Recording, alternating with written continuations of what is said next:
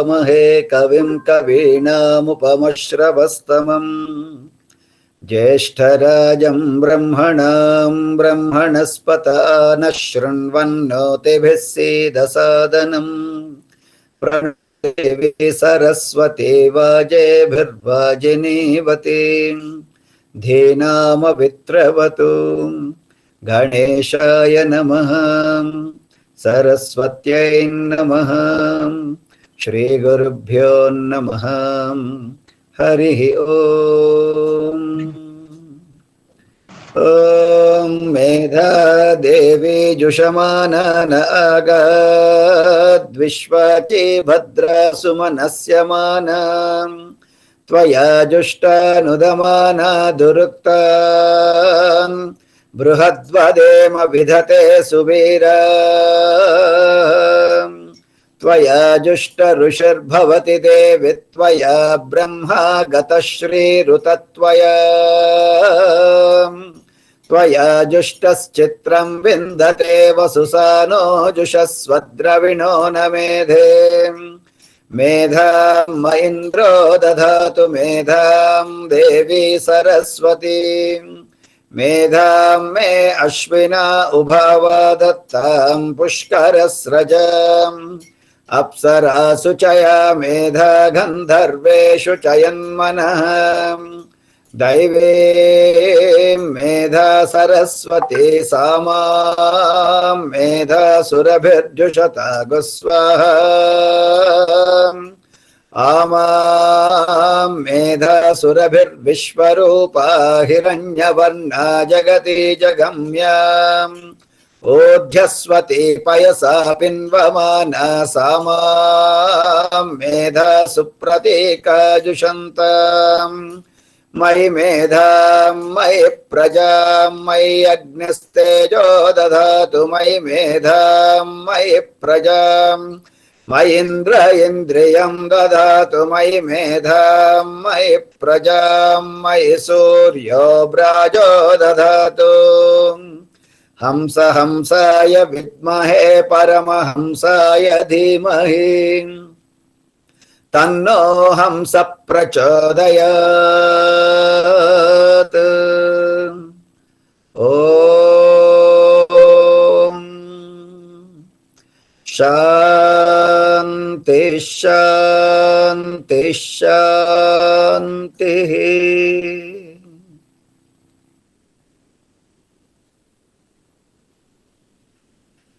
Invoking the presence and blessings of the divine. Welcome to the fifth day of this faculty development program, and today we have two lectures, one by Sapna Verma, who is currently an assistant professor in RKMV College, Shimla, and the last one is by myself, just to wind up things and then show you what other possibilities are there. And looks like we have about 4 participants who have joined, other than the organizers and the. Okay, so Sapna madam, should I do one thing? Should I begin so that more participants will join by the time you talk? Okay, sir, no problem. Okay.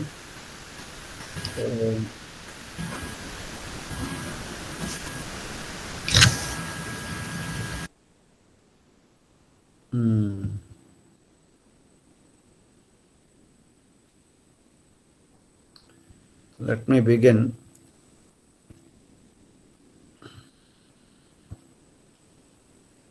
So I want to talk something about the central potential, that is what happens in our solar system.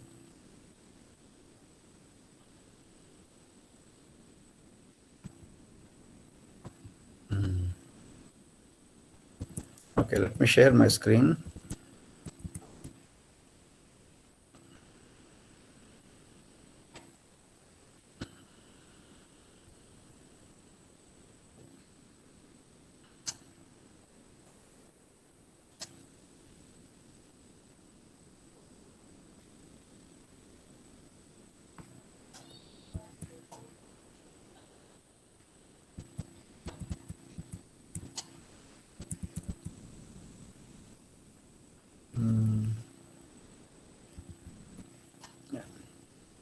Can you all see the slides?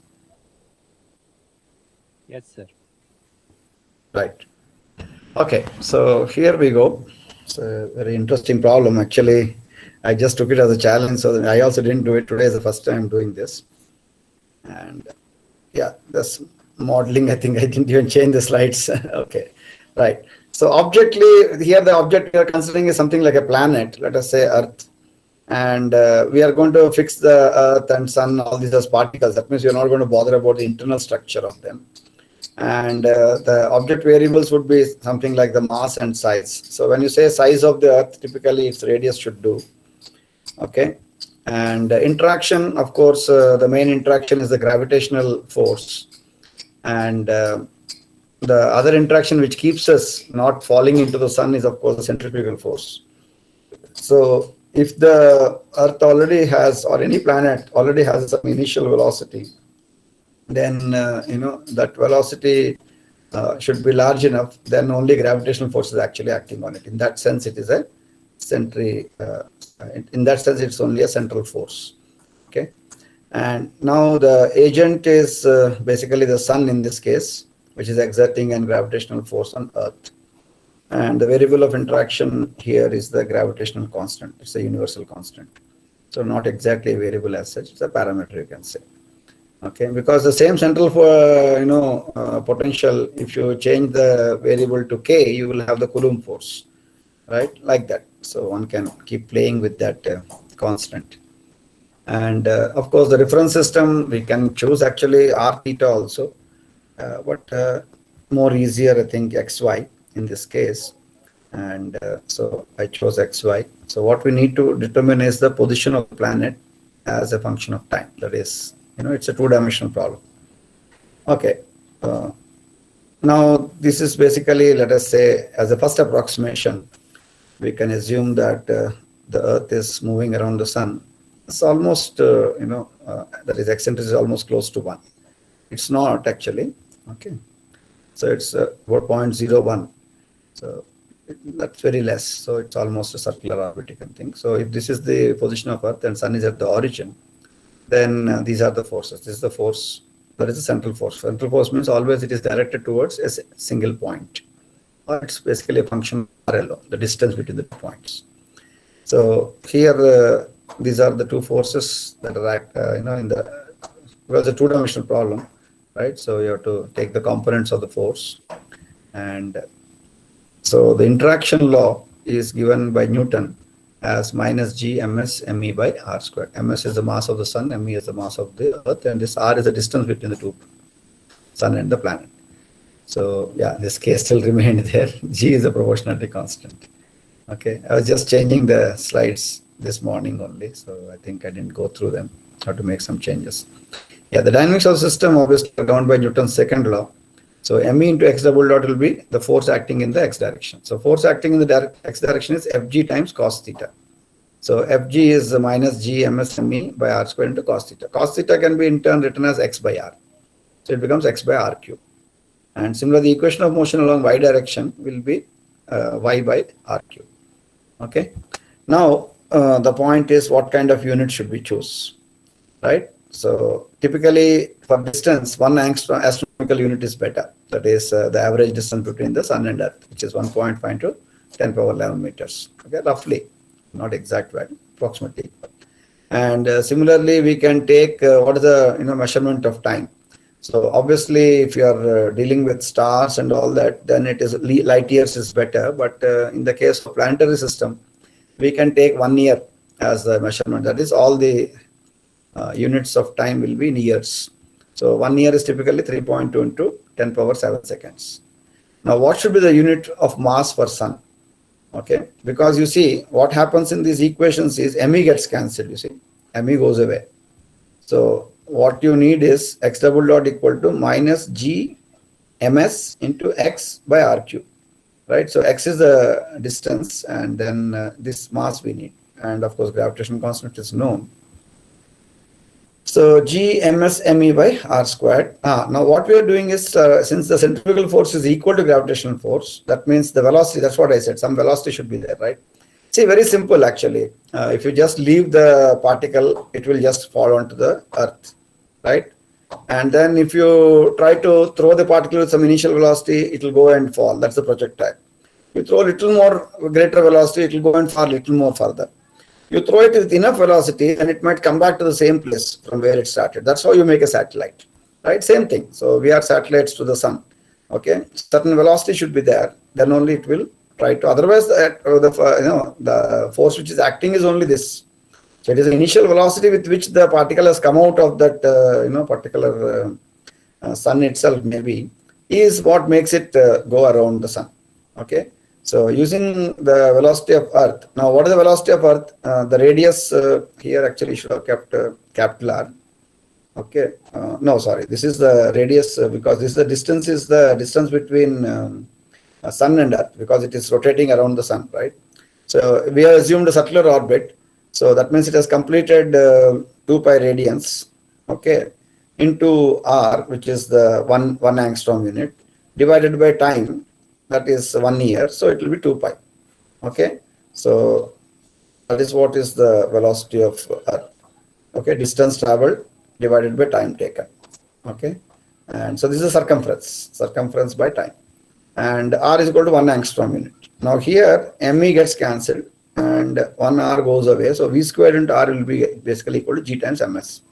So instead of directly trying to calculate ms again in terms of g and then substituting g, you can as well take directly g times ms equal to as v squared into r. And so v is basically 2 pi, and that means that will be 4 pi squared. R is 1. Okay. So this is the simplification, and based on these units, we get the next thing is of course initial conditions we have to specify. X at time t equal to 0, we take it as 1 AU. That means where are we?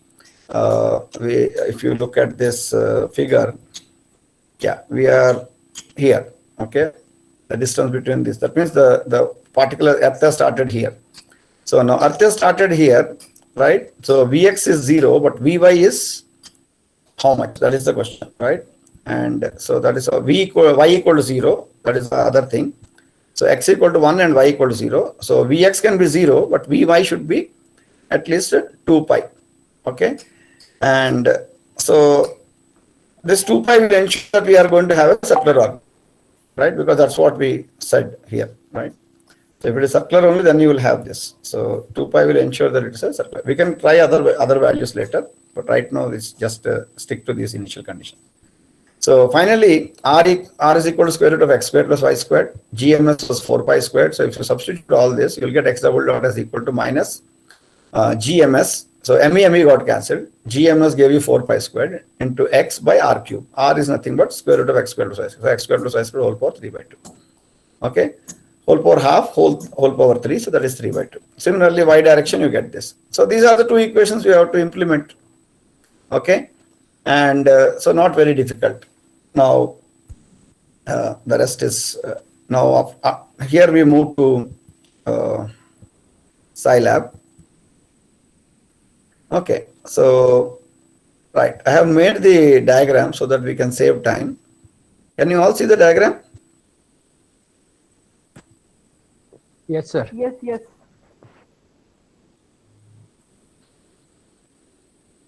Okay, let me explain the diagram to you. So you start with, there are two equations, right? There is an x double dot equation and there is a y double dot equation. Okay, so I think this will simplify matters for Sapna madam. Actually, I was thinking first Sapna madam will talk, and so by the time she would have shown you how to, take the targets this way, that way. Are there more people joining or? Okay, I think there's some enhancement in the, right. Okay, so now you see here, this is x double dot. You integrate, you get x dot. You integrate, you get x. Same thing, y double dot. You integrate, you get y dot. Integrate again, you get y. So you got both x and y. Now, on that day we discussed, right, squared, how to get squared, right, power block. And so using power block, you can create the square of x. So x is given as input, x squared will come out. Y is given as input, y squared will come out. So you add these two, you will get x squared plus y squared. Now, again, you have to use another power block where now you try to raise it to the power minus 3 by 2. Okay, minus 3 by 2. So minus of 2 plus 1 by 2. Okay, so r squared and r, that's why you have 2, right? And whole power half because of the square root. So minus 3 by 2. So this gives you now the left hand side here, right? You got this part with a minus 3 by 2, so it went up. So now x has to multiply with that function. So x is coming from here. This is x double dot x dot x. So x is coming from here. So you use a product. You use a product. This is what I think actually yesterday, I do not know. Vikram used this or not? Hello? See, these are all the various things available. This is a product block. This is a summing, right? So multiple sums, like there are a lot of various options here. So this product of two functions. So one function is x, another function is x squared plus y squared whole power minus 3 by 2. These two are multiplied, you get this. Then you put it through the gain, that is minus 4 pi squared, right? So that is a minus 4 pi squared. So x into x squared plus y squared whole power minus 3 by 2. Same way we have to also create y into y power x squared plus y squared whole power 3 by 2. And that's what I did. So here is the x squared plus y squared whole power minus 3 by 2. And here I got y. So I multiplied these two, then I multiplied them by the minus 4 pi squared and then put it back. Okay. Are you all with me? Yes, sir. Yes, sir. Okay. Thank you. So now we have to give the initial conditions. So initial position for x is 1 unit, right? 1 angstrom unit. And initial velocity for x is 0. Initial position along y 0, and initial velocity here should be how much? 2 star percentage pi. Okay, 2 pi. Remember, or should I just show you back? So these are the initial conditions. X of t equals 0 is 1, y of t equals 0 is 0, Vx at t equals 0 is 0, and Vy at t equals 0, 2 pi. Okay. So this will ensure, this condition will ensure that we get a circle, because that's how we got that aspect. Okay. So now we are ready. Now you take an xy block, right? I think xy block Pawan sir has introduced, right? Phase plot. Sir, Pawan sir, did you introduce phase plot? No, sir. Oh, No. you missed it, is it that day? X versus V. Okay. Yes. Okay. Because actually I didn't focus on your talk fully because I already heard it. Okay, no problem. So you see this, it is a sync basically because it's like an oscilloscope. So here we have the C scope XY. See this phase plots, you can, yesterday sir was talking about phase plots, right? Professor C.N. Kumar. So phase plots can be obtained using this X versus Y. Okay. So you can use the C scope XY. So that's what I brought here. So now you can plot X versus Y instead of X versus T and Y versus T. And this is of course the time. And now time you have to fix actually. So let us, initial time I put it as 0. This period, let us put it as 0.02 or something. After every 0.2 seconds you can see it. Or we can even increase it to maybe 0.2 seconds. I don't know. Let me see how it comes. Okay. Then you go to setup time. So you give the setup time. I think I was actually trying out many things. So 0.2, how many seconds? So maybe about 10 seconds I will give. Okay. Let's see that what happens. Okay, always change them, not an issue. So now when you run it, yeah, you see the number of points, they were too far away, right? So this is what I was wanting to show you, that if your sampling is not good, right? So you should be getting a circle, nah? But what you're getting is a pattern, because 0.2 in 1 second, actually in 1 year it completes 1 cycle. But in 1 year, how many points you are choosing? Only 5 points, because 0.2 seconds, after every 0.2 seconds only we are plotting. In between what is happening, we don't know, right? Only we know the data at these points. Are you all with me? Yes, sir. Yes.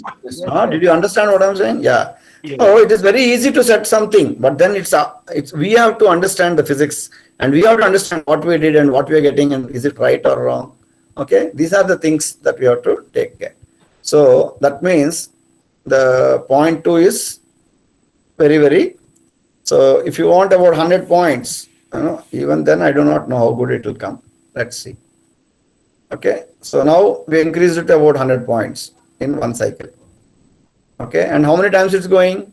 It's going 10 times. Okay, because simulation time we are given 10 seconds.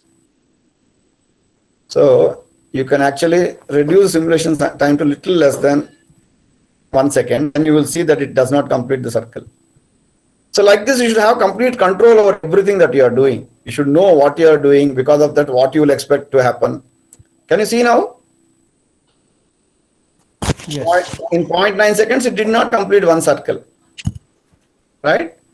So this is what it is. Okay. So if I give 1 second, it will complete exactly one cycle. Okay. So let me give 1 second, and I got about 100 points to show that. So yeah, one more thing you all notice is generally these plots they are not what you call them, their aspect ratio won't be correct. So that's why I'm opening this to show you the circle. I hope you appreciate that. Right now I can see that is almost equal to this, right? -1 to 1. So the center is where the sun is, right? And we are going on a circle of 1 unit. Why? Because we have chosen the distance between sun and earth to be 1 unit. Average distance between sun and earth is 1 angstrom unit. That's how we chose, right? So our distances are all in angstrom units. So that's why we are showing only between -1 and 1, you are getting circle. Okay, are you all with me till here? Now if I change the initial velocity, let me change it to, because see, typically, you don't have circular orbits, you have elliptical orbits, okay? So obviously, if you want to exactly get the eccentricity, then exactly you determine the velocities as per Kepler's laws. I'm not doing that. I'm just going to slightly change this. This is about 6 point something. So let me reduce it. Okay, let me make it about 5 units. And now you see what happens. So now you can see the ellipse, right? You know why I'm calling it ellipse? You might say that no, sir, you expand it, then it will be perfect. Okay, I expanded it. Okay, and still it's an ellipse. Now can you see that almost both directions are equal? This -1 +1 and this. Now you see the sun is no more at the center. The sun is at one of the foci. That is what makes you think that it's an ellipse, right? So on this side it is going up to 1 unit, which is the farthest, and the other side it is coming closer. It's coming only about 0.5 units. Okay. So this is how the initial velocity depends on the kind of orbit you have.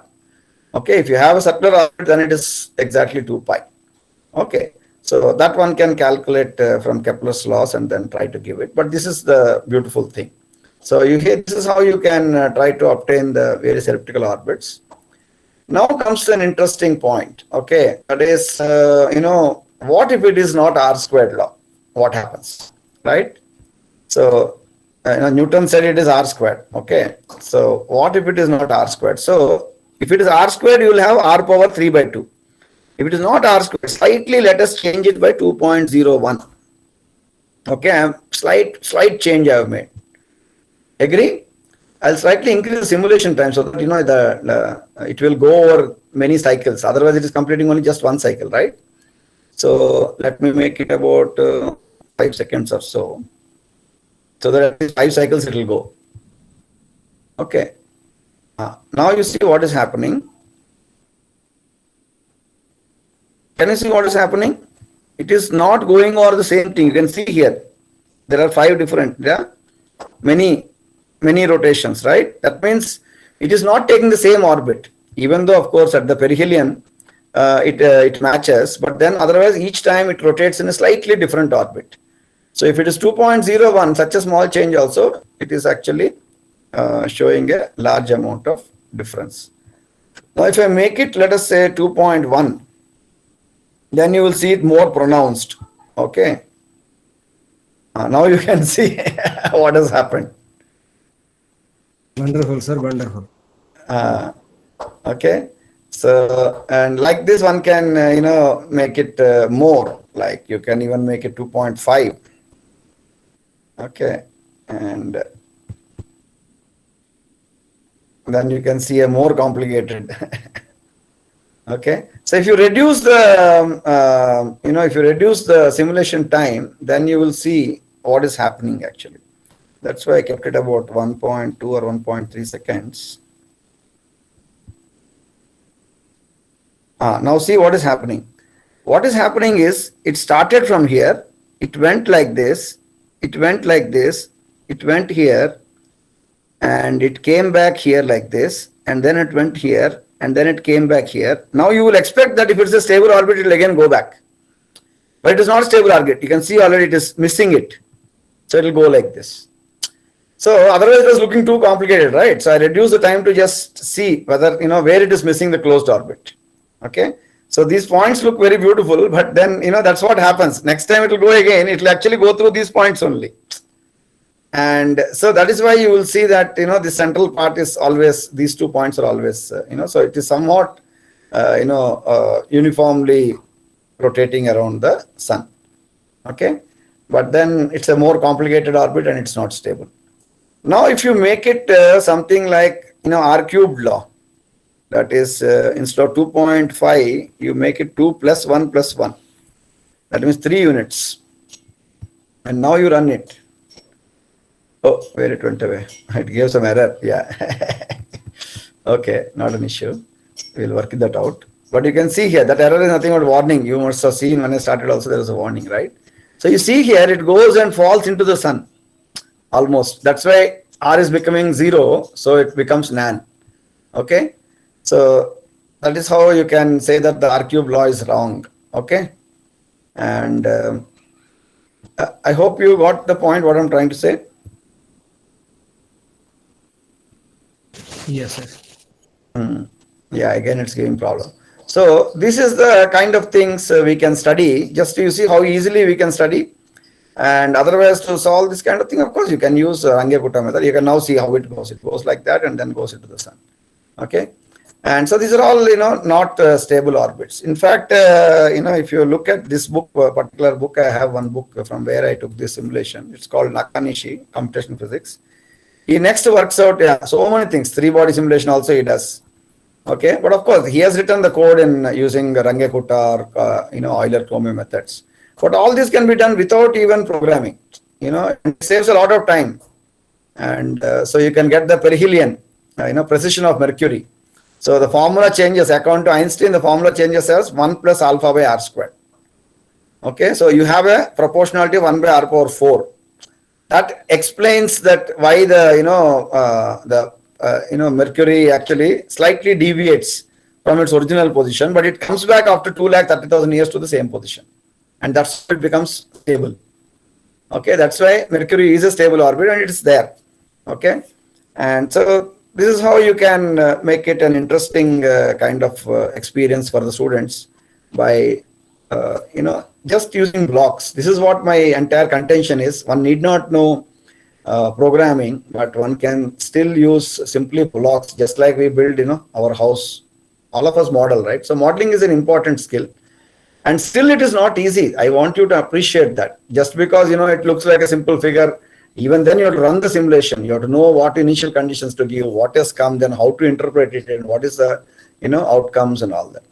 And so like this, as I was telling you, I have taken even more complicated problems. For example, one of the problems, first which I solved, which got very good recognition was when I was teaching in Inter-University Accelerator Center for RD, research scholars. I hope I have that. Let me just see. Sir, may I add one more thing here, sir? Yes, ma'am, please. Sir, Deepak More, sir, here. Sir, actually in MSc, we teach them that central forces, F is equal to K R raised to minus n type. And we Correct. show that n is less than minus 3. Correct. So you cannot have n equal to 3 there. Then that's why it failed there. Yeah, we showed it, right? Yeah. So that's just the addition. I just Yeah. prove that That's n what I'm cannot. saying. N has to be less than minus n. Simulation makes our life easy to show many things. That's what I'm trying to emphasize. Yeah, same point exactly. And it's interesting, right? Even if you reduce it to 1.9 and 1.8, again you will have the same problem. Okay, again it won't be stable. So you can show why universe is very, very disciplined. It strictly follows the R squared law, 1 by R squared. Okay, so that's a very beautiful thing. I think a lot of people have joined.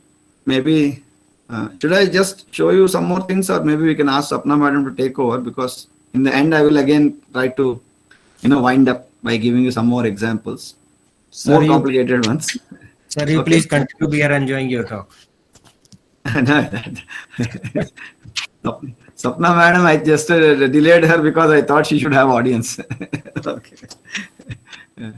She has put a lot of effort actually. Yeah. So I'll again come back at the end, because we want to today, sort of give some kind of a closing. Excuse me, sir. Tell me, madam. Are you ready? Please, sir, end your topic, sir. I'm also enjoying. So meanwhile, I'll set up my things. Meanwhile, okay. Okay, ma'am. Okay, ma'am. Thank you. Right. Okay, then. So let us then just go to a little more difficult problem, and.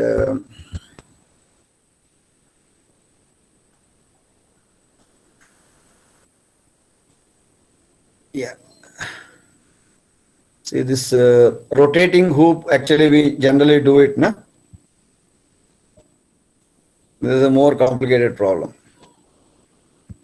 And so what I'm trying to say is, like any problem you can take, and if you are able, if it's a differential equation, even if it's a nonlinear differential equation, we will be able to easily solve using this kind of a block diagrammatic approach. And yeah, again, if I have to talk about this rotating hoop, we have to give some introduction to that. I was thinking Sapna madam will talk and then I will get back to this. Yeah, actually this equation of motion I have to give you, right? It's okay, sir. If you want, then I can start. Yeah, you can start, madam. I'll have to, just slightly, everything is there, but I have to just put them together. Okay. So maybe you can just begin and then I will take over after that. Okay. Right. So, yeah. Over to Sapna for the doing what we call it, coupled oscillator, which is a very beautiful example again.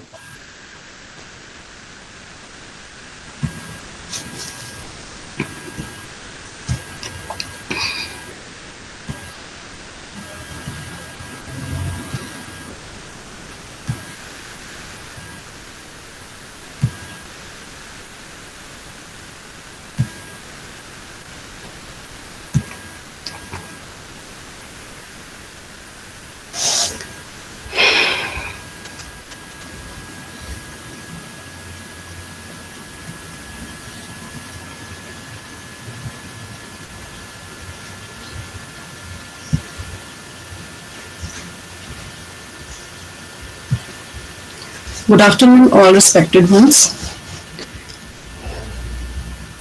Am I audible to all?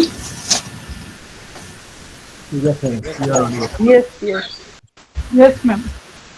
Okay, thank you. So myself, Sapna Verma from RKNB, Shimla. I'm taking today solving coupled pendulum using O.S.K.S. So before I start, here is my coupled pendulum. I have two bobs of same masses M1 and M2. M1 is equal to M2, same lengths, L1 is equal to L2. And I am starting from potential distance V is equal to 0. Now, both the masses are connected through a spring in between. So I am defining this problem and taking the kinetic energy and potential energy measurements. So as we know that both the oscillators are moving, so first oscillator, first pendulum will have kinetic energy half mv1 square, and second pendulum will have kinetic energy half mv2 square. So in total, kinetic energy of the system is half mv1 square plus half mv2 square, Here I am taking the polar coordinates, so I am transforming my V to polar coordinates, that is L theta 1 dot. So I am putting these values V1 square, V2 square in the form of polar coordinates. Now I am taking my potential energy. So first of all, I'll take the potential energy of the pendulums. So I know that this is the height of the pendulum, which is coming out to be from the diagram L cos theta 1 and L cos theta 2 respectively. So I am taking potential energy equal to mgh with minus sign because I am below the V is equal to 0 potential. So instead of h, I am taking L cos theta 1, and instead of L second height, I am taking L cos theta 2. And secondly, we are taking the kinetic energy of the spring also. Here is the spring attached. So kinetic energy of the spring is given by half kx square. So if this distance is taken as L sine theta 1, that is the displacement distance of first oscillator pendulum, and L sine theta 2 is the second. Then extension, if spring has any extension, then this net extension is given by L sine theta 2 minus L sine theta 1, and because this is x, so we will take x square, so it's square. So now the total potential energy of the system comes out to be potential energy of the oscillator, both the pendulum, plus potential energy of the spring. So this is net potential energy. As we are solving this position, this particular problem, classic mechanically, so I am taking the Lagrangian of this problem. So L is given by kinetic energy minus potential energy. So this is kinetic energy, and then this is the whole potential energy. So here I am applying some of the approximation that theta is very small. So we know that sine theta can be taken as theta. Cos theta is equal to 1 minus theta square divided by 2, because we are going one step higher in the approximation to be, calculation to be more precise. And then after putting these values, cos theta, here 1 minus theta 1 square divided by 2, and here 1 minus theta 2 divided by 2, and then sine theta in the form of theta 2 minus theta 1. We just applied the approximation and we solved it little more. Then this is my net Lagrangian of the problem. Is that clear to all? Yes, ma'am. I can share these equations, but I need to move slightly faster. So now we will solve this Lagrangian and derive for the equation of motion, for which we will apply the Euler equations. So we know that classical mechanics says that Euler equation will give you the equation of motion, which is given by ddt of dl upon d theta 1 minus dl d theta 1 equal to 0. Here we can see that L is the quantity which is depending upon theta 1 dot, theta 2 dot, theta 1, theta 2, and this constant quantity. So we can find out the partial derivatives with respect to theta 1. So with respect to theta 1, we get this particular equation, and then with respect to theta 1, here dd curly derivative with respect to theta 1 dot, and here with respect to theta 1.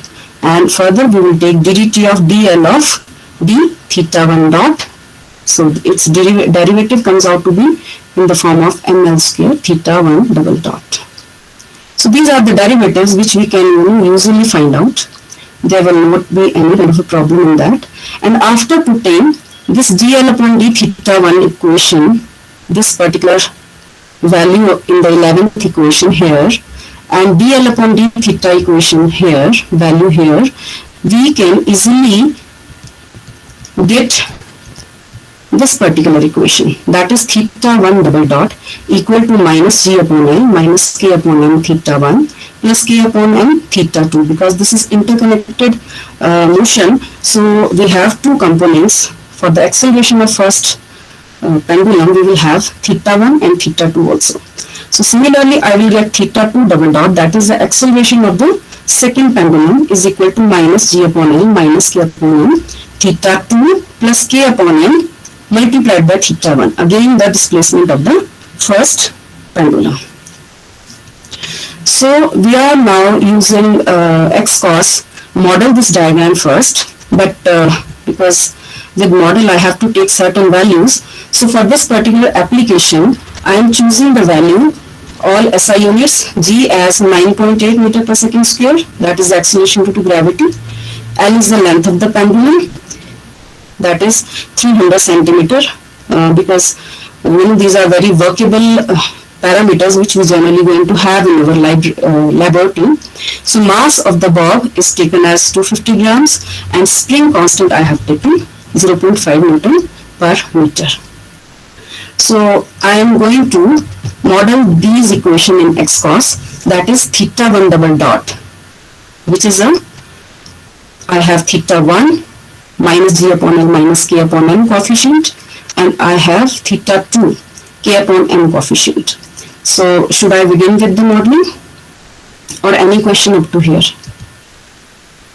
Solving the equation is no problem.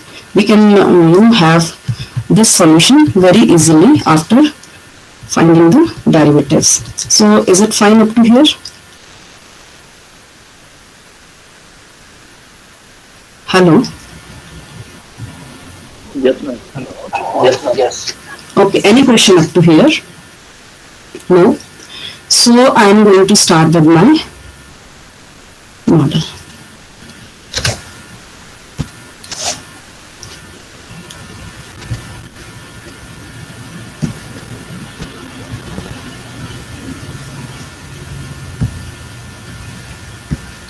So this is my, from palette browser, I have taken all these components which require to be, make this particular model here. So is this screen visible to all?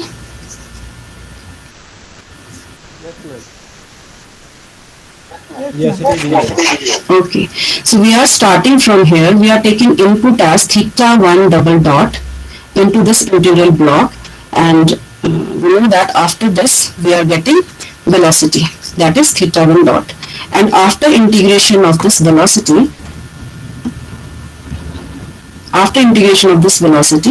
I am getting my displacement out of it, which is theta. So theta 1. So I am just forming my first equation, that is theta 1 double dot is equal to, here is my gain block where I am to multiply all those values which are I need to get with theta 1. So here I know that my values are minus 9.8 divided by 0.3, because this is my G upon L, minus G upon M, and minus K upon M. So K I have taken 0.5 divided by 0.25. So I say okay. So this is my value now in this. So here I am getting, after putting these value here, minus K upon L minus K upon M multiplied by theta 1. Theta 1 I am getting from here. Now I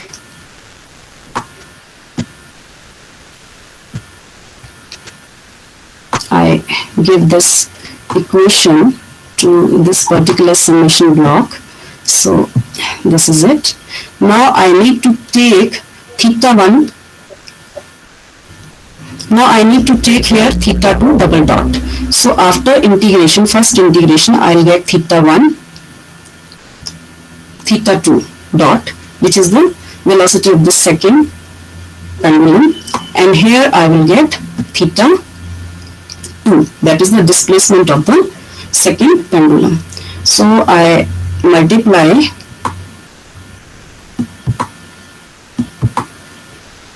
I am giving this value theta 2, and second gain I am putting the value K upon M. I just tell you. So this is 0.5 divided by 0.25, because mass is 250 grams. Say okay. Now see, this is theta 1 multiplied by minus G upon L minus K upon M, and this is theta 2 multiplied by K upon M, and I am giving this particular value to this particular sum block. So this is output, and I'm equating this output to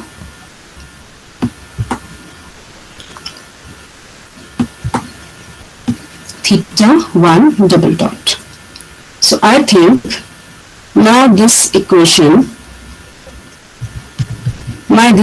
is clear. That is theta 1 double dot is minus g upon n minus k upon n into theta 1 plus k upon n theta 2. Is it clear, sir? Is it clear to all? Yes. Okay. So now again I will take the second equation, that I have to start with theta 2 double dot, because here theta 1 double dot is coming out to be equal to theta 1 multiplied by this and theta 2 multiplied by this. Similarly, I am to start with theta 1 double dot equation. Here I am getting the velocity of the second oscillator, here the displacement of the second oscillator. So from the displacement of the second oscillator, now I take this particular gain block and I give value this gain block as 0.5 divided by 0.25. So this is the value, and I am multiplying this value, that is k upon m value, with the theta 1 value. Now I am forming the second equation, so I need to do some connection here. Okay. Similarly, I am taking this gain block and I am giving these the values here as again minus bracket start 9.8 divided by 0.3, that is minus g upon L bracket close, again minus 0.5 divided by 0.25, that is k upon n. So I have given this value, just a minute.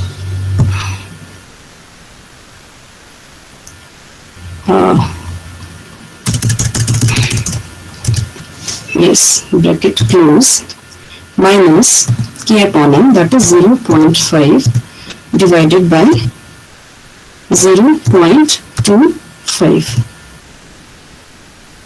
So this is minus g upon L minus k upon m. Okay. So I am to get this, I am to multiply this particular value to theta 1, theta 2.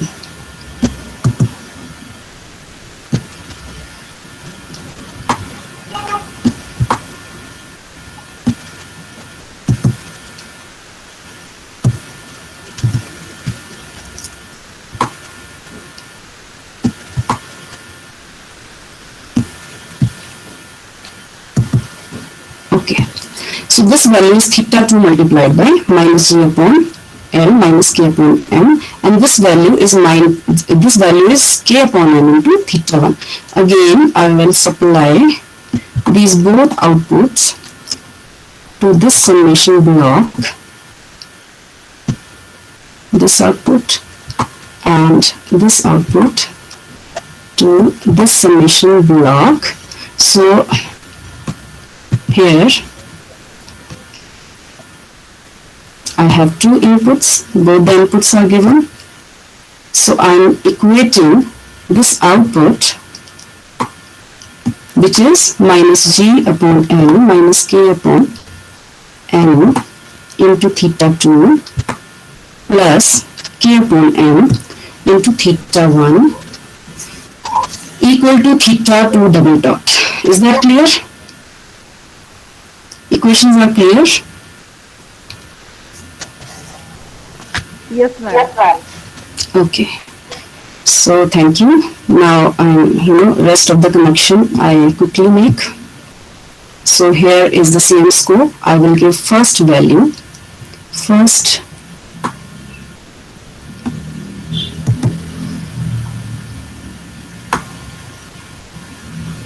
connect this value to theta 1 and second value, input value,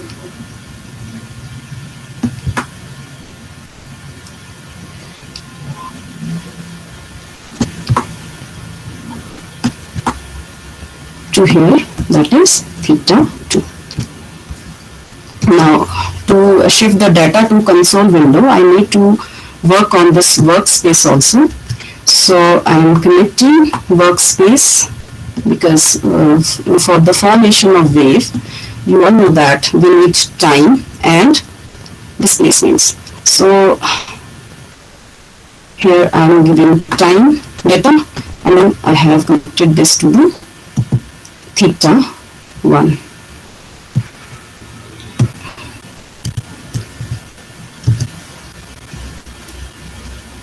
So if I take this here and then connect to theta 1, then I think it's okay. So I complete my simulation diagram or the modulation here. So any doubt up to here?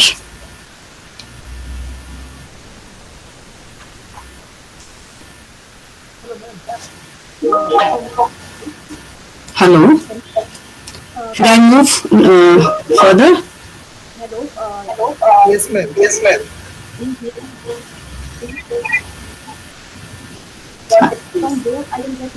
I'm not going to hear. Please repeat.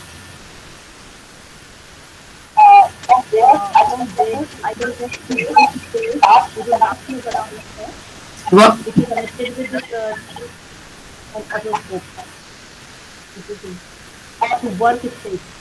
Workspace. Why I connected this to workspace? Is this the question? Yeah, from there I can look. Okay, because workspace I use this particular model, this particular block for shifting the memory from here to some console window where I am going to use whatever the data I will get this time data from here and the displacement data, that is the angular displacement theta 1 data from here to here, and then I shift this data to console window.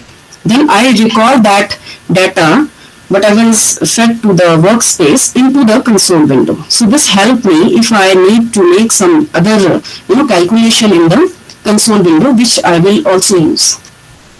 Any other question? Ji. So now I am fixing the parameters, all these values are equation I have formed. Now I need to fix some parameters. So here I can see that 2 inputs are given. So summation blocks are okay. Now I am giving time.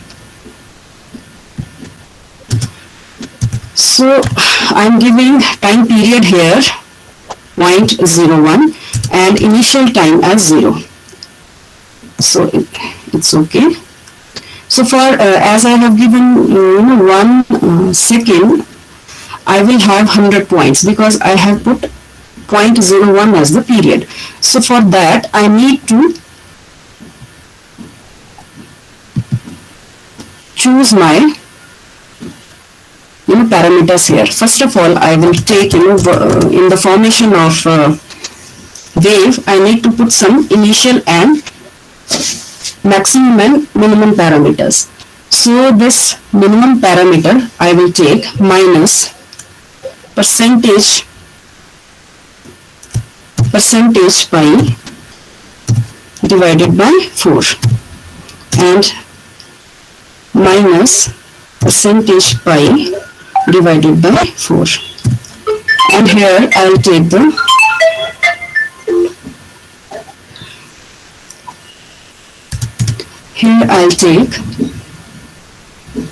the maximum parameter as percentage pi divided by 4 and again percentage pi divided by 4, percentage by 4 and percentage pi divided by 4, and I have given refresh period as 30, so I change it to 2020 because I make this calculation for my parameter. Here also workspace. In the workspace, I'll fix quickly 2000 as my buffer size, and name of my variable is A. So now I'm going to put the initial conditions. Initial condition, I have given velocity equal to 0, so 0 here, it's fine. And to the second oscillator also, I have given velocity equal to 0, so it is also fine. Okay. So now I'm going to take a particular point in this case. Before starting with that, I'm going back to my representation. So this is my presentation where I am taking the first normal mode or the first symmetrical mode. This is also called in phase mode. In this mode, we know that theta 1 should be equal to theta 2. Theta 1 is equal to theta 2. Both the pendulums, they move in parallel in identical phases, and the spring which is connected in between remain uncompressed.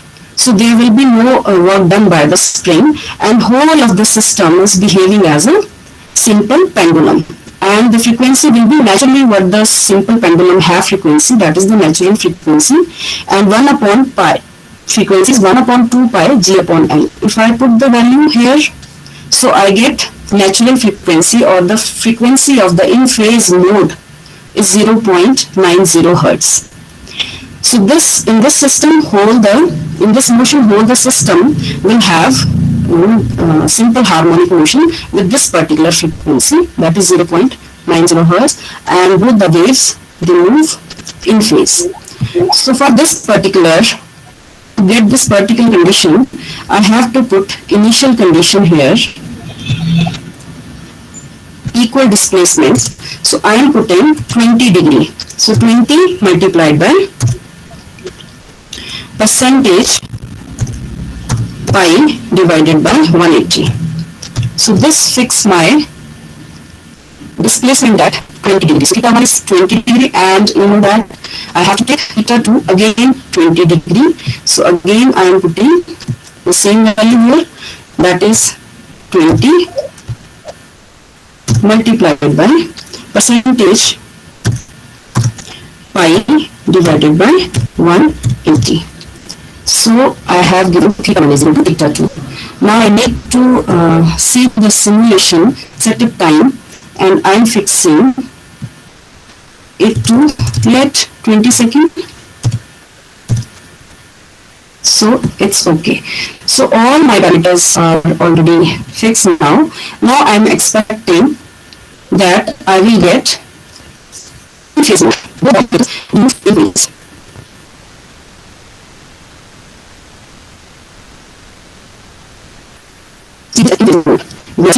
This, same frequencies and same decreasing, then increasing, decreasing, increasing.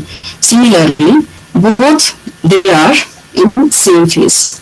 So is it clear to all?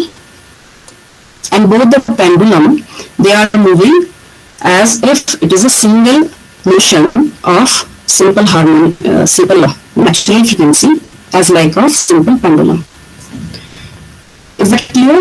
We can also see that from the graph we are getting frequency 1 second here, and one complete one complete cycle has been completed. So it is looking as if the frequency of these waves is 1 hertz, but this is not 1 hertz, this is 0.9 hertz. Is it clear? Yes. Okay. Now I move on to my second part, that is out of phase, or you say that second normal mode. For the second normal mode, we say that second symmetrical mode or out of phase mode. Here we need to give displacement in the same but in the opposite direction. So here theta 1 is equal to minus theta 2. So one is displaced along this side, second is displaced along this side, and now this is a spring will make there is maximum compression and expansion of the spring. So spring is doing work, it's exerting force on both the masses. So here we know that what the frequency comes out to be 1 upon 2 pi g upon n plus 2 k upon m. So when I put all these parameters here, I get the second mode frequency as 0.96 hertz. And these motion are out of phase by angle pi. So now I quickly go to my this modeling, and I am fixing my displacement, because theta 1 has to equal theta 2, but in opposite direction. So I am putting negative sign here and saying okay. Right? So what should I get? Now I should get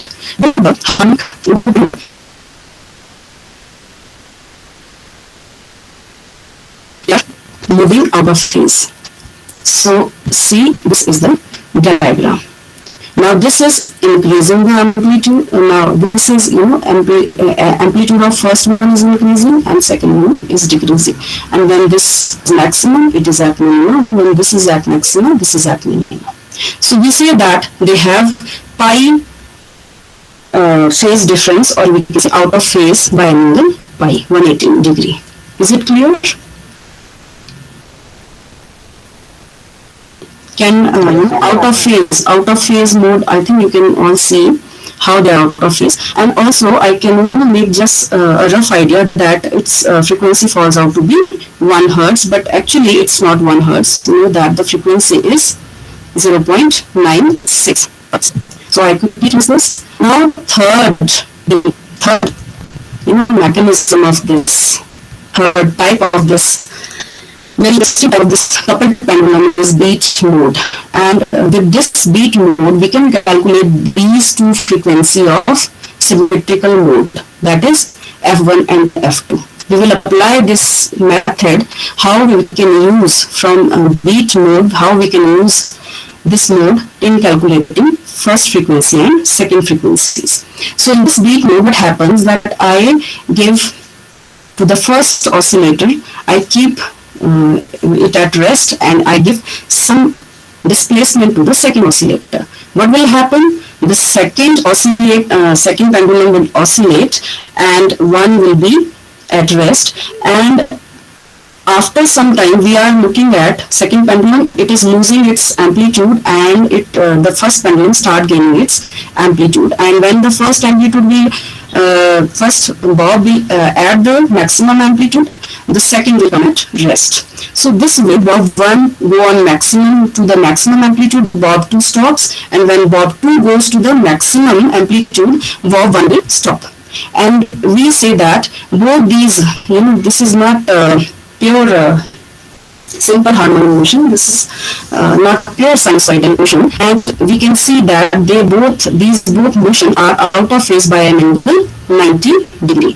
So I quickly apply this idea to my modulation now. So I need to do in this first displacement column, I will give displacement 0. And now my first, say okay, just a minute. Okay. So my first pendulum is at rest, and my second pendulum is moving with 20 degree. Now I should get beat mode. Before that, to get good beat, I have to increase my some of the parameters. So I take this refresh period to 50 so that I can get good beat and 2 or 3 beats. And so I fix here. To workspace, I need to give, instead of, because now I am taking 50, so I take the buffer size here 5000, say okay, and simulation time I also set up to 50 seconds. So let this is 15. So I'm done with all this. Initial velocity both here 0, displacement I have changed, and some of them. So now I'm expecting to get, so these are the beats. Now we can see the phase differences pi by 2. The first bob is losing the amplitude and finally stops, whereas in the similar game, the second bob is gaining the amplitude and reaches at the maximum value. Then the first bob will start gaining the amplitude and reaches at the maximum value, whereas the second bob will start losing amplitude and come to the stop position. And this way, with the phase difference of pi by 2, both the pendulums will move. So this is a very beautiful representation how to show the three kind of type of motion what a couple pendulum can have during a practical. So I will now, is it clear up to here? Yes. Anything you want to ask about this, all three modulations? No? Now I will take, now second I can put, I'm shifting myself to the console window now. Now I will recall that whole memory of workspace to work on this my console window. For that I am choosing y equal to a dot values. I think Sapna ma'am has already used this workspace already. So y as a variable and time t equal to a dot values, capital A dot values. Okay, now I take plot t comma y, sorry, y and just a minute.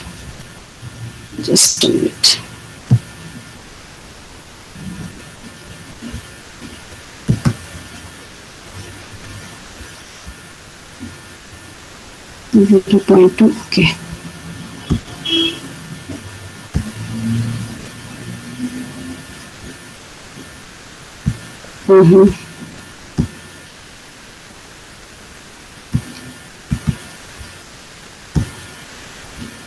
Just a minute.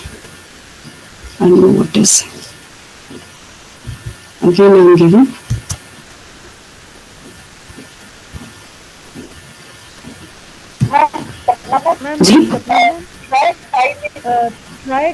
T is equivalent to a dot time. What, ma'am?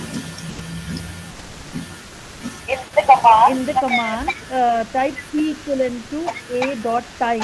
Instead of values, I think in time parameters you write a dot time. Oh, sorry, ma'am. Okay. I just was thinking what is going on. Yes, ma'am. Just hold on. Yes, a dot values, enter. Not a dot values exactly. This is. I'm starting it from very beginning. Let y is equal to a dot value, then t is equal to a dot time. Yes, ma'am. Thank you. Sometimes we get confused. Yes. It happens with me also many times. Yes. So I'll take now plot t comma y enter. Now this is my plot. Very nice. Beautiful plot. Yes. So now you see this plot. This plot I'm getting two kind of frequencies. This is one frequency which we call this frequency as a beat frequency, and you can see this frequency is very less. And second, the frequency between the envelope. This is very fast frequency. We can see. So using this graph, we can calculate F1 and F2. Now beat frequency, this particular frequency, as per this calculation, this frequency is F2 minus F1, because we already know that F2 is 0.96. This is my analytical values, and my F1 value is 0.90 hertz. So this beat frequency is the difference of these frequencies, which is very, very small, and in between these frequencies are F2 plus F1. That is why these frequencies are very high. So we are using this plot to calculate F1 and F2 now. For this particular calculation, I am using some commands, and my commands are, I am taking some vector A equal to locate. This will help me to consider some of the points on this particular graph. Locate, enter. So I will now locate 3 points on this particular graph. So 3 points I will locate so as to keep my beat frequency in mind. So I particularly choose this particular time period, click on this, then I go to this, click on this, and then I go to this, and this is my last click. So as I finish with my 3 clicks, I already get my 3 points because I am locating 3 points here. So you see, these 3 points I have taken this time period, this time period, and this time period, and I will find out the difference of this time and this time, which is the half of the beat period, because this is complete time period up to here. So what I am getting after subtracting these 2 points, I am getting half of the beat period. Similarly, I'll subtract these 2 points, I again get half of the beat period. Right? Then I will take, because I will get 2 values, so I will take the average of these 2 values, and then I will get half of the frequency, and then I have to multiply it with twice. So I'll continue with this process. But secondly, this was the method when what I was thinking to calculating the beat frequency. Now I am calculating I am taking the data to calculate my average frequency. Average frequency is the frequency which is within, that is F2 plus F1. So from within, I can take this envelope, 5 frequencies from this envelope, or 5 time periods from this envelope, or this envelope, or this envelope. That does not make any difference. So I start taking from, again I click this one, then I click this one, then I click this one, I click this one, and I click this one. So as I end up with my 5th number, I get 5 numbers from the diagram, from this graph. Is it clear up to here? So these 5 values are going to give me the average frequency, which is very large frequency, which we are seeing that F2 plus F1. Now I quickly shift all these calculations to my generic worksheet.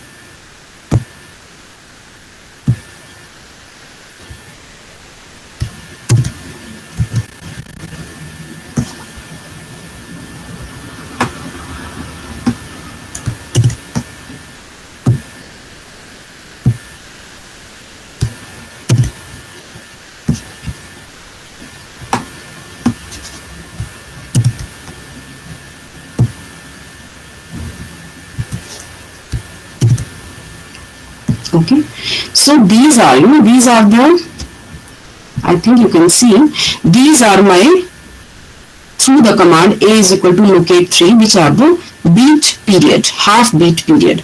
So I am taking the average of these 2. So what I will do, I will subtract this value and this value, enter, and I apply the same formula to the second one also. So I get 2 half of the beat period, and I'll get the average. Now I will take the average value of both these, average of this and this. So this is the average value. So average value is the, what is this? Half of T half. T half, yeah, you can say half of beat time, half beat time. So how I will get the frequency, half beat frequency? I will just 1 upon this particular value, enter. So this is my half frequency, half beat frequency. F2 minus F1 bit. ये सब वो अभी double करके आएगा sir, half जी half, चलिए जो भी. Now I am taking F2 minus F1, and for this, because this is half beat frequency, so I have to multiply it with 2 to get frequency that is over a complete cycle. So multiplied by this particular value, enter. So this is my F2 minus F1. So I think what I am getting from here, this is F2 minus F1. This frequency is very low, and this is coming out to be 0.1, right? Otherwise, analytically, this has to come to 0.06. Anyhow, now I am moving to the second part. Now I am again doing the same thing. I am quickly take this data to my G numeric worksheet.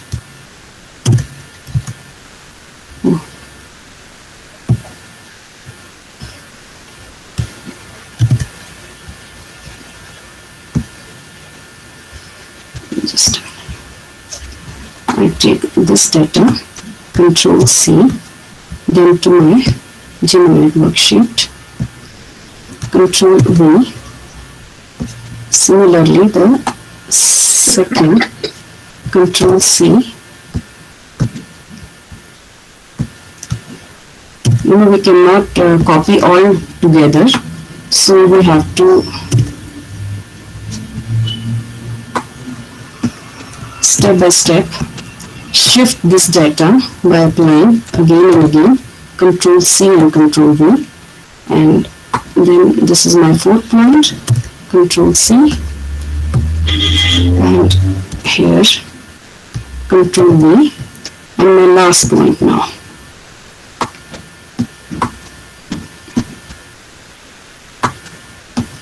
Control C, just a minute, and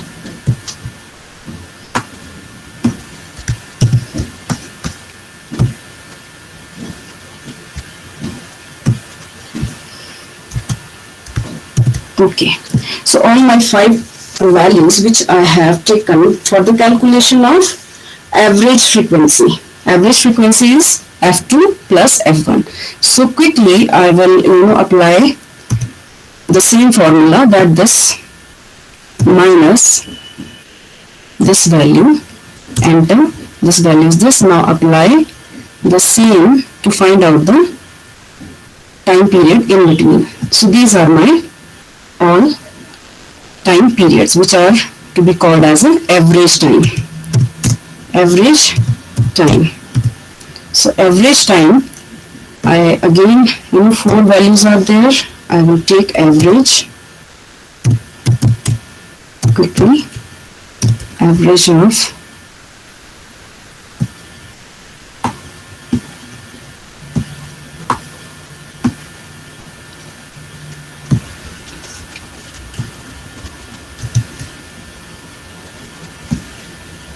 not this, just actually थोड़ा सा गड़बड़ हो गया.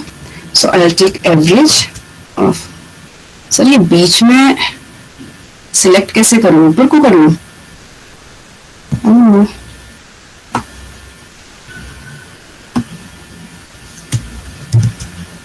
Yes, so enter.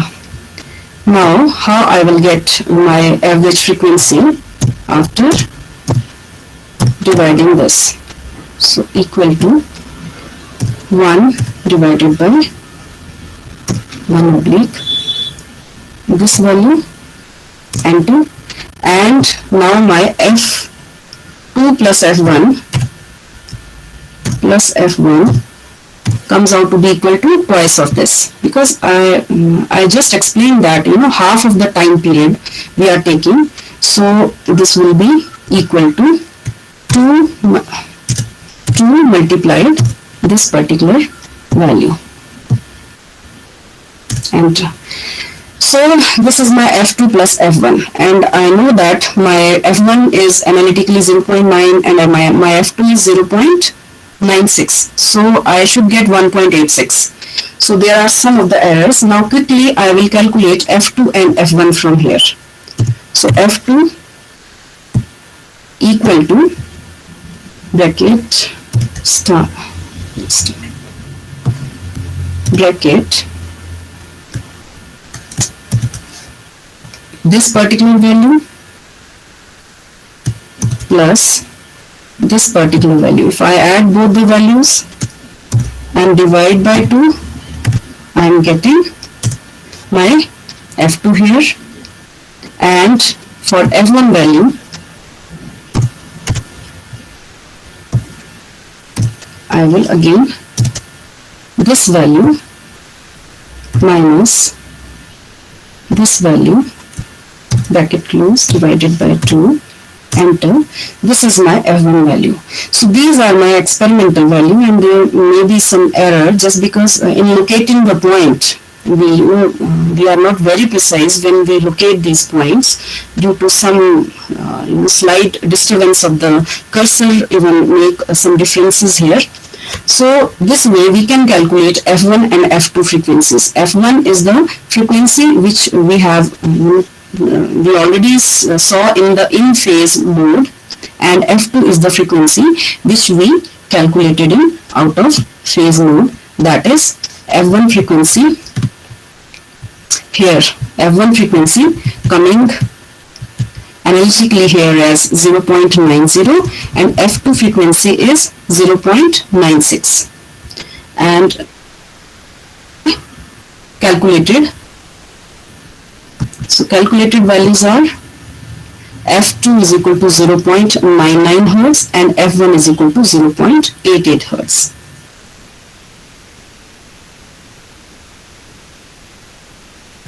Hello. Very nice, madam, very nice. Okay, sir, I want to just thank you, sir. I just want to show one animation of these motions so that there should not be any confusion of what kind of motion they are actually. Yes, this upper phase with the bottom of equal distance out of perpendicular.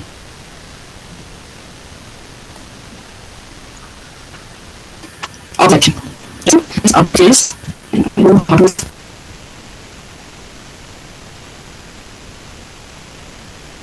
Yes. This is the variable number is already correct. Yes, and this one to the second one, and that's already second one is going to be just about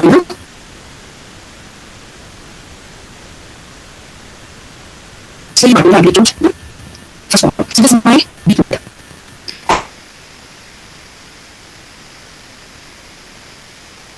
And last one, this is my input.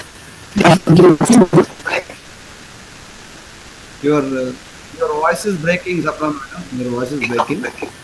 Yeah, it's okay. I think everybody knows this different motion.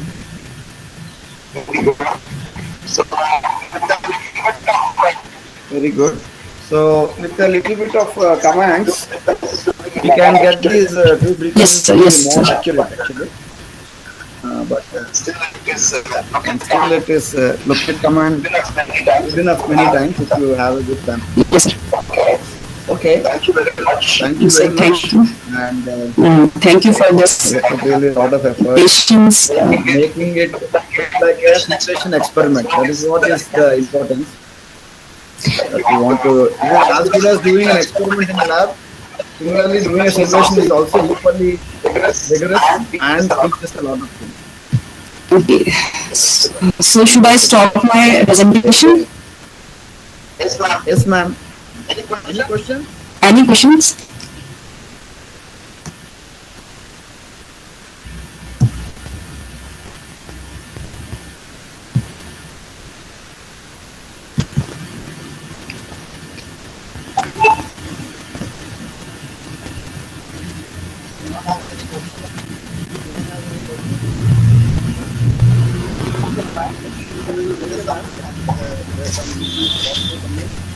Yes, sir.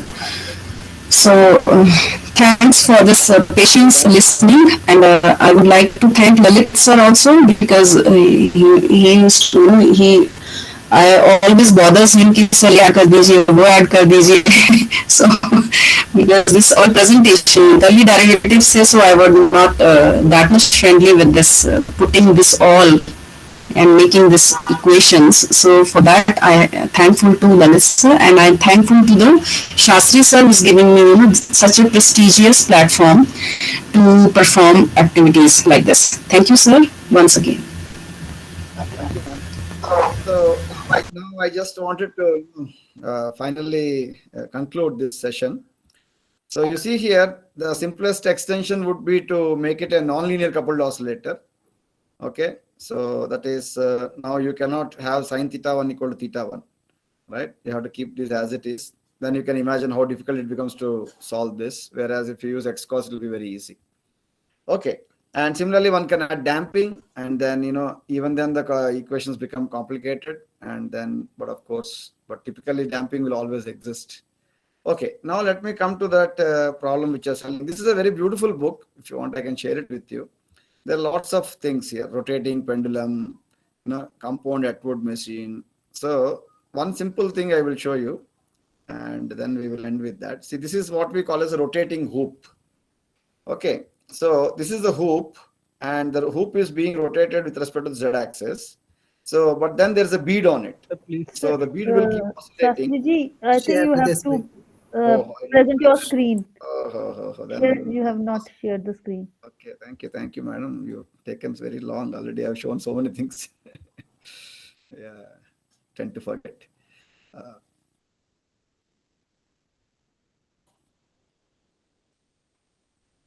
Okay, now can you see my screen, please?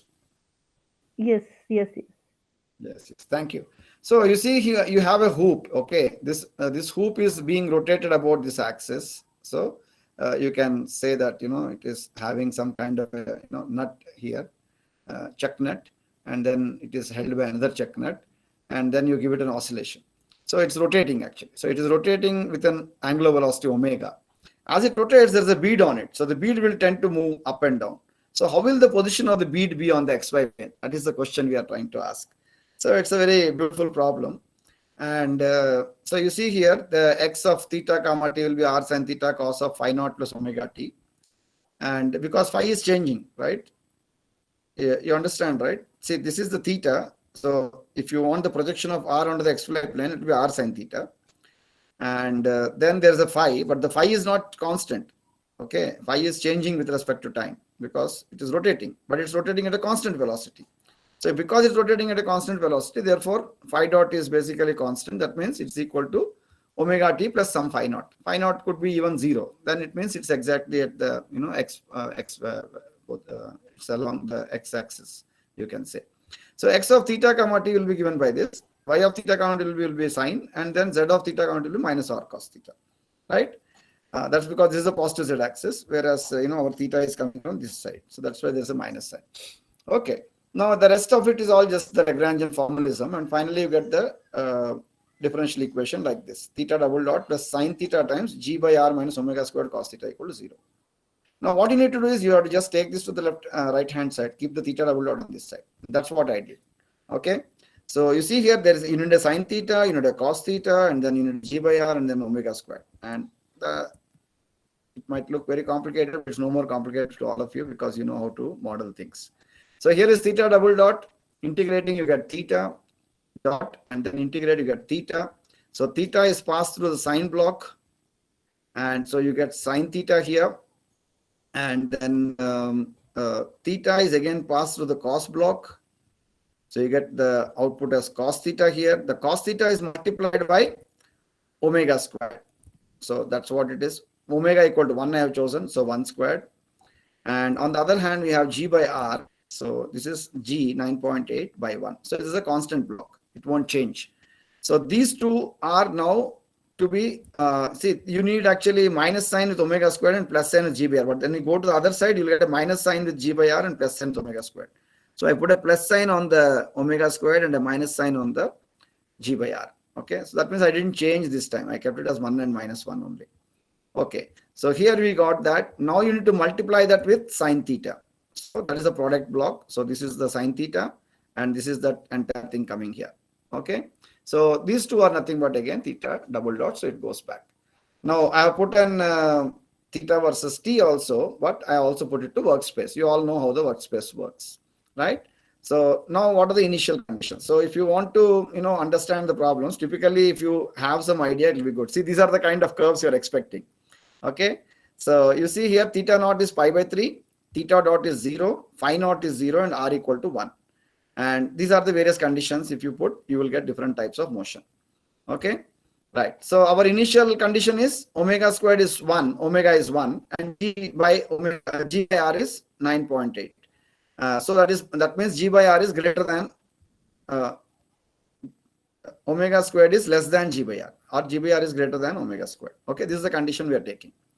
Now, if you run, I have to show you that I have kept pi by 3, and I also kept this to be 0. Okay, so basically I wanted the differential equation to show you, so that's why it took some time. Now you run it, you see that okay, it is also basically oscillating. But what is this? This is only theta. Theta as a function of time is going in a sinusoidal fashion. But how is the motion? The motion is not that simple. That's why we have to take it to workspace. Now let me go to workspace. You all know how to work with the workspace. Okay, so you have theta equal to a dot values. So that gives me all the theta values. And let's say time equal to a dot time. That give me all the time values. Yeah, if I plot time comma theta, I should get back the same thing which we saw there, right? Yeah. But now that is not what is interesting. We want to see how the XY position of the bob is changing. That means I have to use those formulas. X equal, so I have to keep now R. Let's say R equal to 1. That's what we chose there. R equal to 1, right? I'll say phi naught equal to 0 because that is what we chose phi naught to be. And now the rest is to be calculated. Yeah. Okay. Right. So right now we chose omega equal to 1 in our simulation, and G is of course 9.8. Now X equal to R is 1 anyway, R times sine of theta into cos of what is that equation? It is phi naught plus phi omega t, phi naught plus omega t. So phi naught is anyway 0, but anyway plus omega. Omega is now given here, star time. Okay. Obviously sine and cos have different dimensions, so you have to use a dot star, that is element by element multiplication. Now what will be y? Y will be same as this, only thing is here you will have sine, and this will be y. Okay. And z was what? Z is equal to minus r star cos of theta. Okay. So now you have to make a parametric plot. Parametric plot means x is a function of t, y is a function of t, z is a function of t. It is changing. It produces a 3-dimensional plot. Okay, there are two types of plots that they have given actually. One is this, 2-dimensional plot, that is xy plot. Then you will not see how the, how the bead is going up and down. But you will see only how the bead, how it is, in the plane. That is like a projection. So let us do a projection first. That is plot of x comma y. Okay, right. So you can see that it is projecting the way it is given here, right? Okay. Now, obviously, we have given more time. If you would have given less time, you will see that. Okay. But so it is not a closed thing, right? After some time, it keeps going up like that, like that, like that. Okay. Now come to the parametric plot. Parametric plot is given as param 3D of x comma y comma z. Now even the z also it will show as time is progressing. Okay. Oh, what did I do? I think I didn't close the previous plot.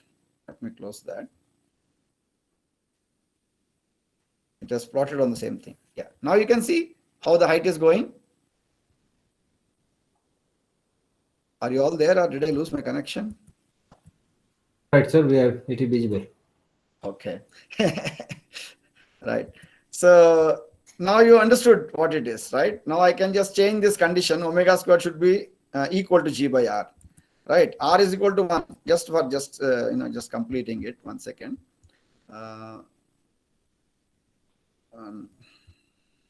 So what you have to do? Omega is 1, right? So omega squared should come out to be 9.8, right? So, no, sorry. What is the condition? Omega squared equal to G by R. Omega squared equal to G by R. What do I have in the equation? First, let me see that. In the equation, we have omega squared. Okay, so we multiplied by omega squared. So omega squared equal to G by R is good enough. So that means omega squared should become equal to 9.8. Okay, so this is also 9.8, this is also 9.8. So now you run it. Here you still see a simple harmonic motion. And now when you go to this, you have to repeat all these commands. So you can use the arrow keys, use the up arrow key, and then bring this up. Again, you have to recalculate x, you have to calculate y, you have to calculate z, plot xy. Okay, you're seeing a similar plot.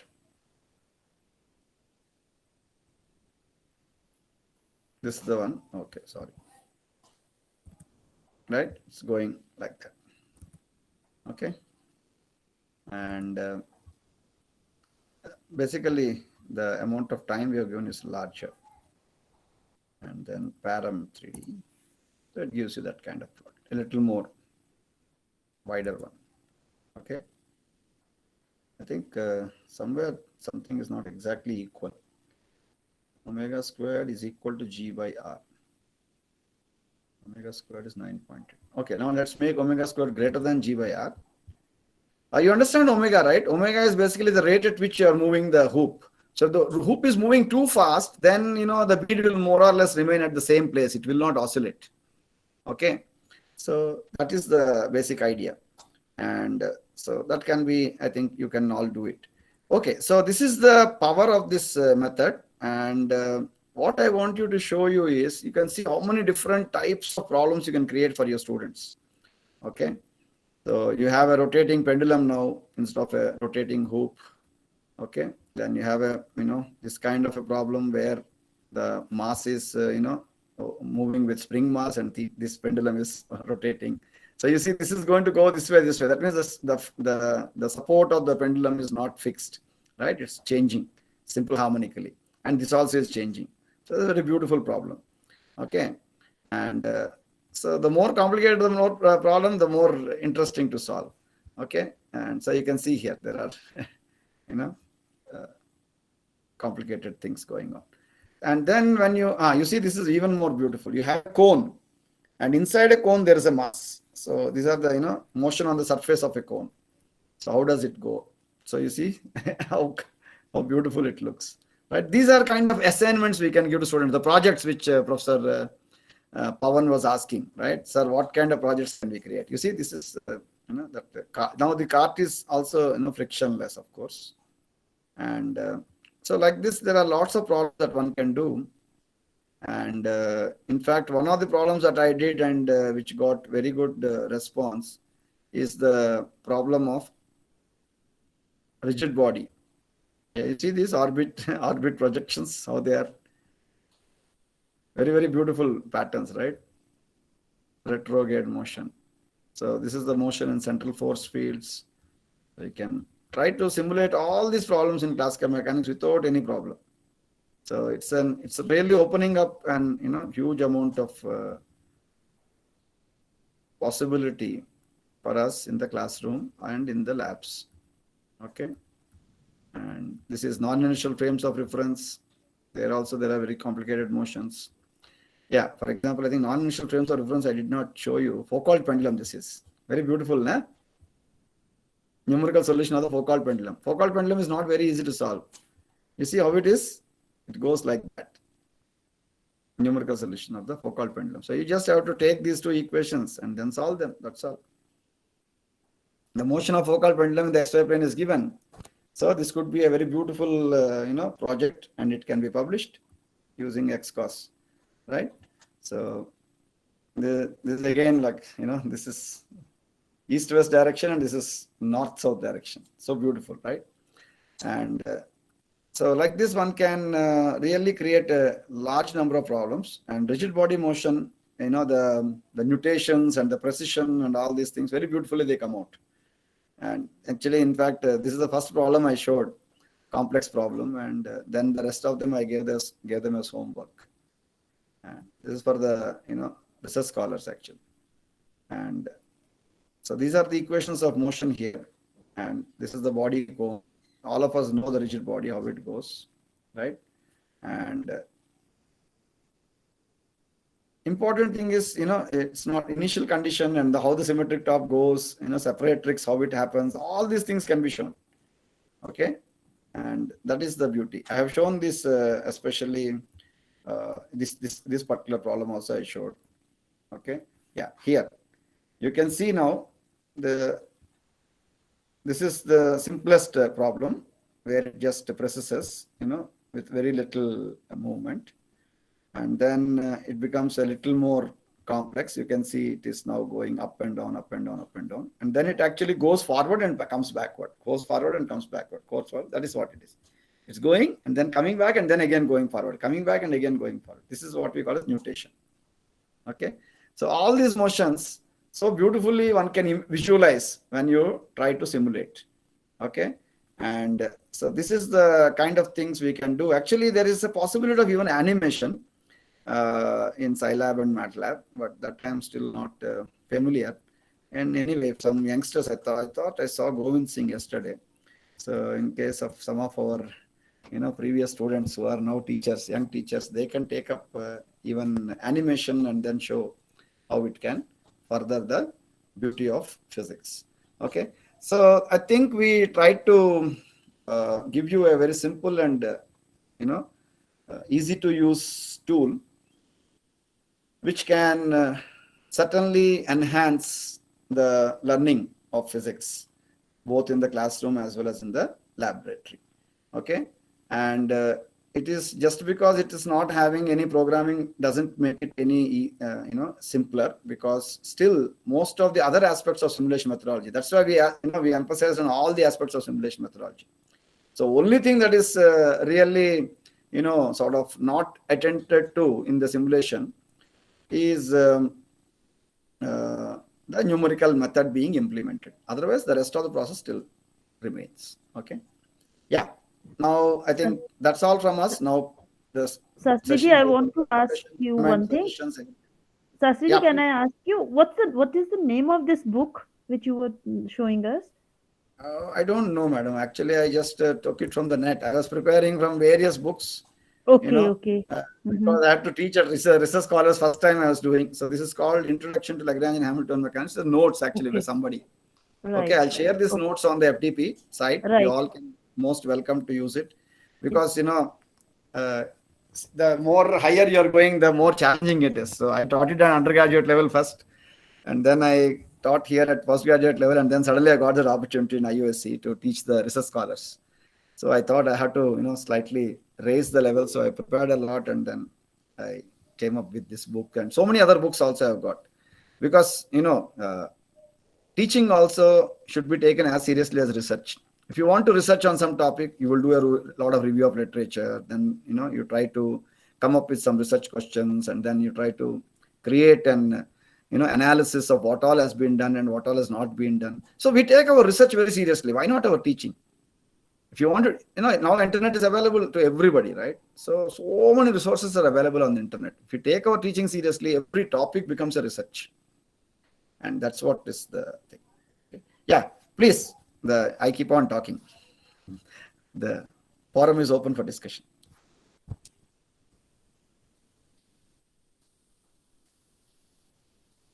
Dr. Deepak? Dr. Deepak More. Hope you enjoyed the sessions. Yes, sir. Yes, very much enjoyed. Okay. And there's another person who was regularly attending without fail. That is Dr. Mohan Gekwad. Are you there, sir? Sastri sir, today you taught like a magician. Very nice. First session was wonderful. I enjoyed that. Thank you, Dr. Bhavan. Actually, I have never done this particular part before. First time I'm doing this. Yeah. Yes, that was very good.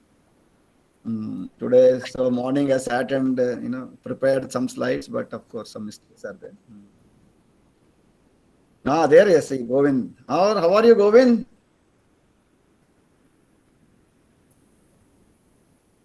Nobody is responding. They all put it on and went away, I think. I think Vandana madam was there. Yeah, she's there. Yeah, she was saying it's a good presentation. Yeah, very fantastic, Professor Sastri. Thoroughly enjoyed it. All the sessions were very good. Very, very good. Thank you so much, madam. So yeah, and a lot of scope for undergraduates and the research scholars to publish also and take up these challenging problems. Right. Thank you very much.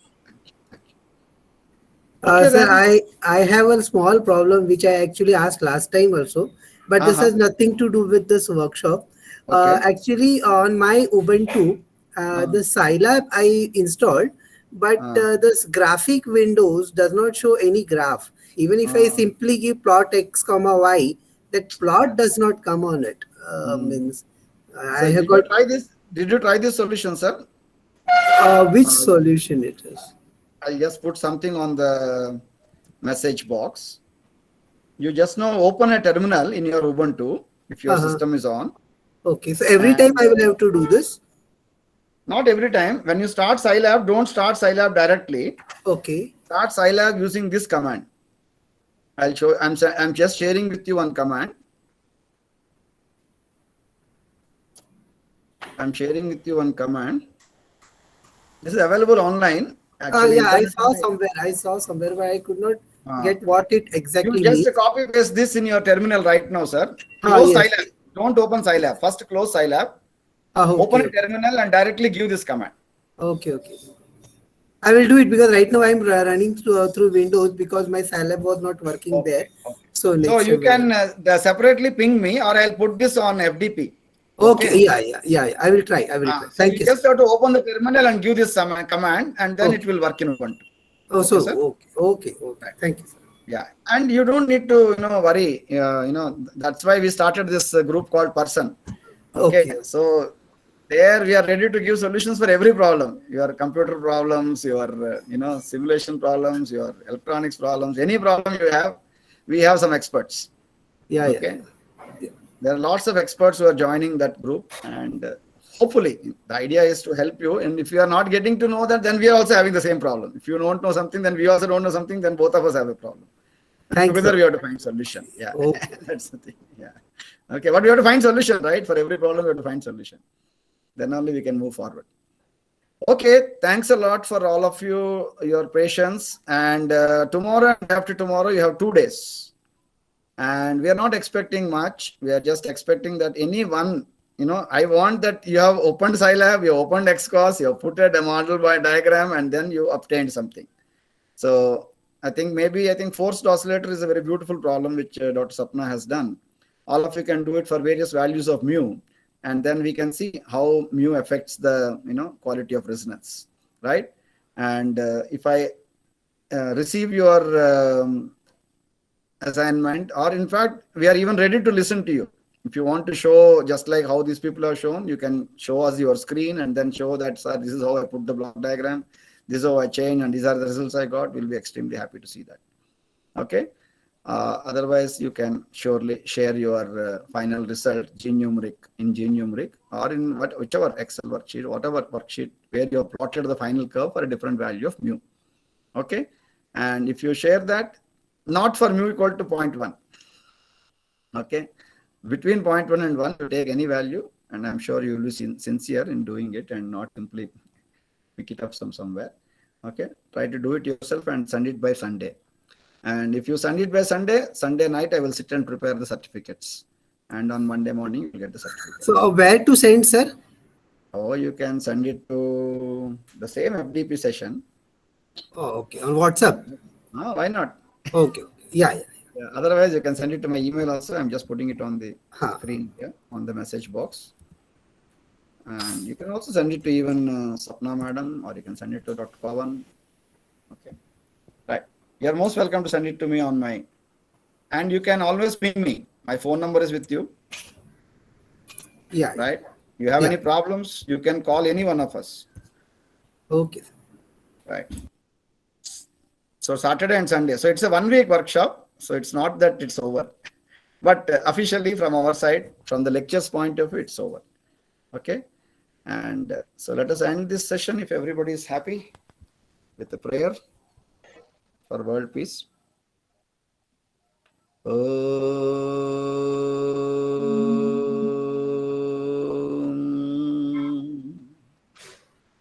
Samastaloka Sukhino Bhavantu. Samastaloka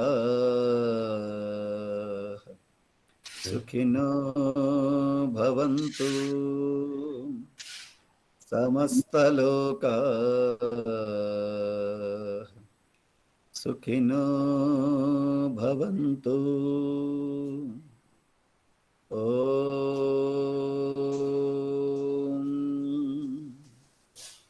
Shanti Shanti Shanti.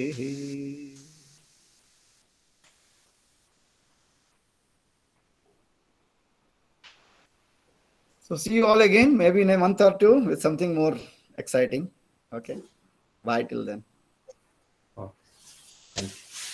Thank you so much. Thank you. Thank you. sir. Madam. Thanks a lot.